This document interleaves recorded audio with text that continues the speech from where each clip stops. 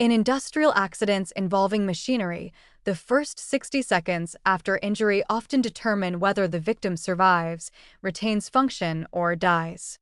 This makes worker first aid knowledge absolutely critical, yet it's rarely adequate. Let me be specific about machinery-specific injuries and their immediate care requirements. Traumatic amputations require immediate tourniquet application to prevent death from hemorrhage. The amputated body part must be handled properly, wrapped in moist, sterile gauze, placed in a sealed plastic bag, and that bag placed in ice water, never directly on ice. This preservation dramatically improves reattachment success rates. Crush injuries present different challenges. You need to apply pressure to control bleeding, but movement can worsen internal damage or dislodge clots. The victim needs to stay still while waiting for emergency services. Abdominal eviscerations, where internal organs are exposed, require covering with moist, sterile material. Never try to push organs back inside, as this can introduce infection or cause additional trauma. Here's the training gap that's killing people. Most workplace first aid training focuses on minor injuries, cuts, burns, sprains. These are important, but they're not what kills you in a machinery accident. Catastrophic injuries require trauma-level care that's rarely taught in standard workplace first aid courses. Workers need to know how to stop massive hemorrhaging, manage shock, and coordinate with emergency services while providing life-saving care. Comprehensive training curricula should include hemorrhage control using tourniquets and wound packing, shock management including positioning and temperature regulation, and specific coordination protocols with emergency medical services.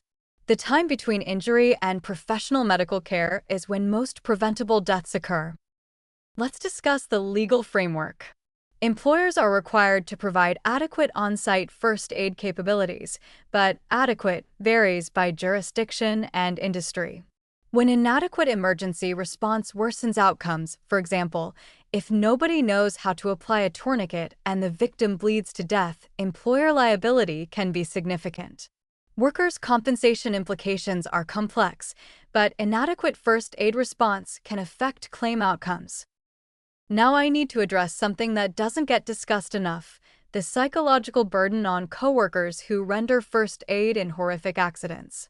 Applying a tourniquet to your coworker while they're screaming, seeing exposed bone and torn flesh, trying to preserve an amputated limb, these experiences cause severe psychological trauma. Workers who render first aid need mental health support afterward, yet many workplaces don't provide it. The positive message here is that proper first aid training saves lives and improves outcomes dramatically. A worker who knows how to apply a tourniquet correctly can prevent a coworker from bleeding to death in minutes. The negative reality is that most workplaces are woefully underprepared for catastrophic injuries.